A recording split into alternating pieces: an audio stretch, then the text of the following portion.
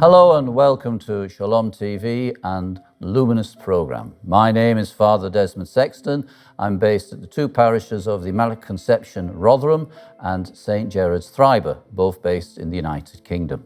I'd like to take this opportunity to make you a little bit more aware of four very courageous women that appear at the beginning of the book of Exodus. As we read them, we could just skip through the lines and think no more of what they've done. And yet, what they have achieved is something for all of us to learn, something very profound. From ancient times, the leaders of nations had amazing power over their people. They could literally, in some cases, decide who was to live and who was to die. In some cultures, they were even seen as people that were divine. In ancient Egypt, the king of Egypt, or the Pharaoh, was seen as the administrator of the gods in his kingdom. He determined what was to happen both religiously and civilly to maintain the balance of the community and the culture that he lived within. Pharaoh has discovered that there's so many Hebrews now living in Egypt that something has to be done.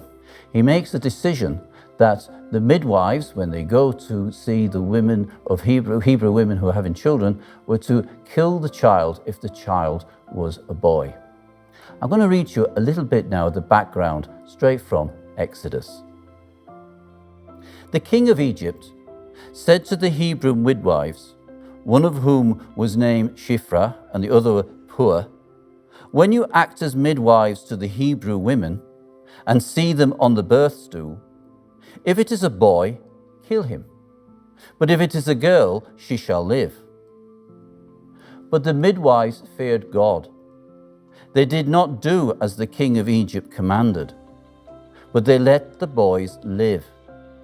So the king of Egypt summoned the midwives and said to them, why have you done this and allowed the boys to live? The midwives said to Pharaoh, because the Hebrew women are not like the Egyptian women, for they're vigorous and give birth before the midwife comes to them. So God did deal well with the midwives, and the people multiplied and became very strong. And because the midwives feared God, he gave them families. Then Pharaoh commanded all his people, every boy then born to the Hebrews must be thrown into the Nile, but you shall let every girl live. Now the point is this, those two women, Shiphrah and Puah, instinctively knew that what Pharaoh was commanding was morally wrong. It was introducing a slow form of genocide. When we look at the actual writing in the book of Exodus, the translation from the Hebrew, the phrase referring to them is very ambiguous. Are they Hebrew midwives or midwives to the Hebrews? I think that ambiguity is deliberate, because the lesson it's giving is there's a basic moral lesson for all human beings, whatever our culture, our background, or ethnicity. Human life is sacred.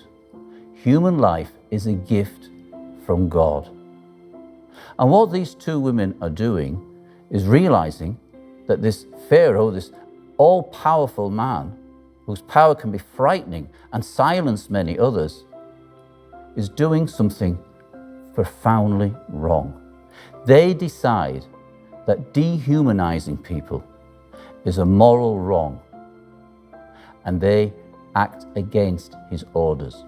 In terms of modern history, we can only just go back to 1946 and the Nuremberg trials, when the Nazis were tried for all the atrocities they carried out.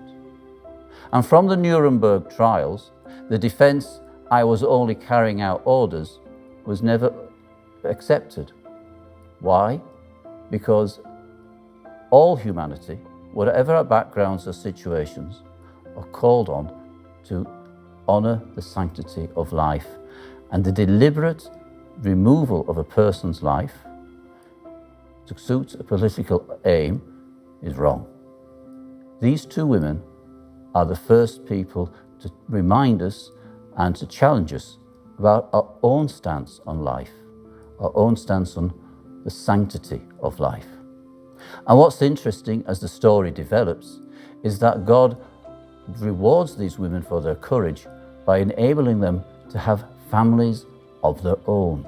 The story develops further. We then introduce who turn out to be the parents of Moses. They have conceived him, mother gives birth, she hides little child for 3 months, but eventually the time comes when she can't hide the child anymore. So she then makes a little basket and places the basket in the Nile, near to where Pharaoh's daughter will be bathing. Let's return to Exodus and pick up the story from there. Now a man from the house of Levi went and married a Levite woman. The woman conceived and bore a son, and when she saw that he was a fine baby, she hid him for 3 months. When she could hide him no longer, she got a papyrus basket for him and plastered it with bitumen and pitch. She put the child in it and placed it among the reeds on the bank of the river. His sister stood at a distance to see what would happen next.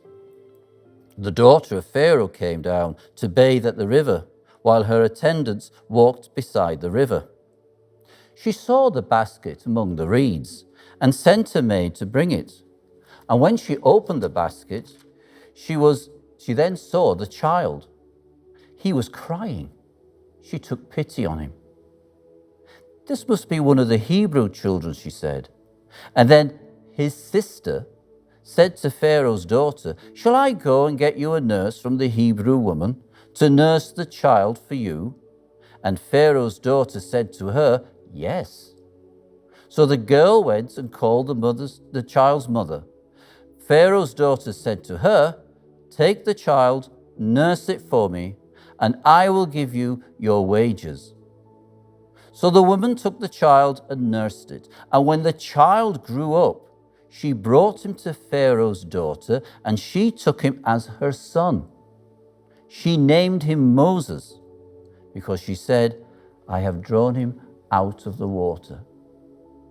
Now that is a remarkable story.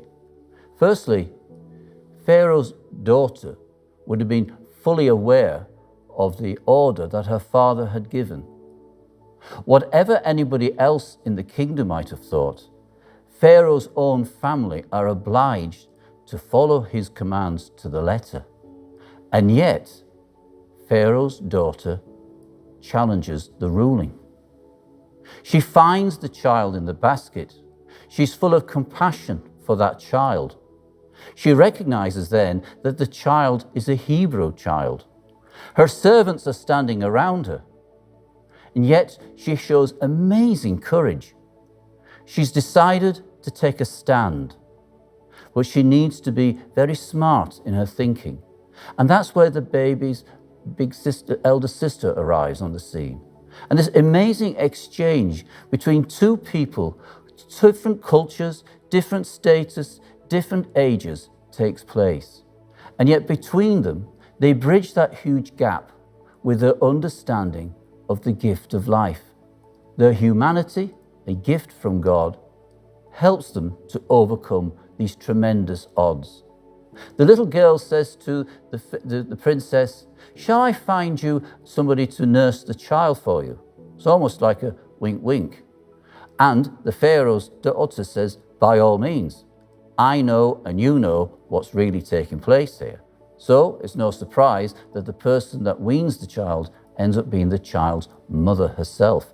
On top of that, the Pharaoh's daughter then gives the child's mother the resources to be able to do this comfortably. When the child has grown to a certain age, the child is then adopted by Pharaoh's daughter.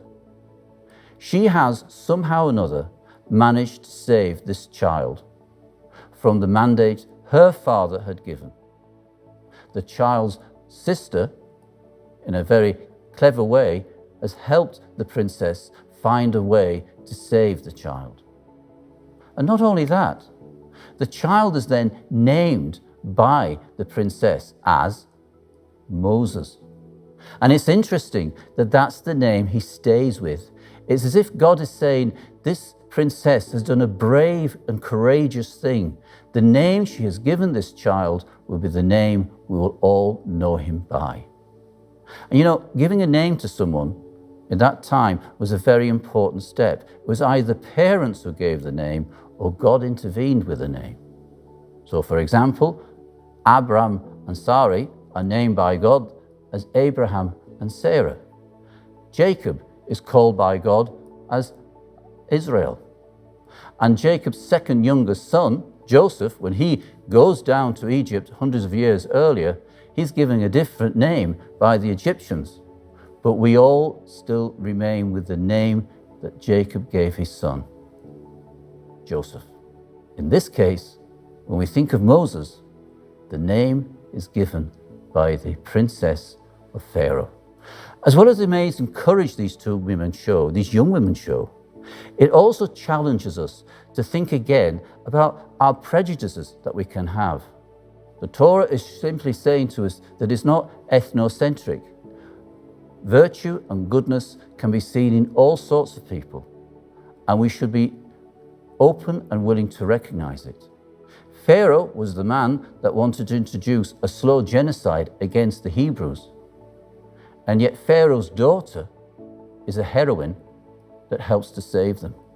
We need to think carefully our own thoughts and actions about other people of their ethnicity and different national backgrounds and different cultures. Sometimes we paint everyone with the same brush, and that is wrong. Let's learn from these 4 wonderful, courageous women. Life is a gift from God, and each and every one of us has a duty to uphold each other's humanity. Such actions are always blessed by God. And God bless you all.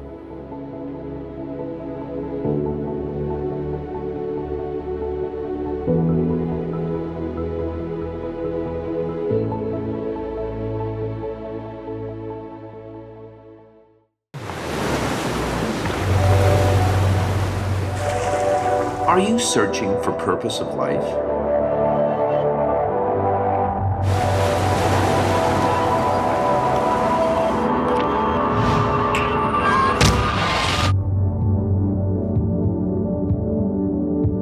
Discover your true identity. Stay tuned to Shalom World.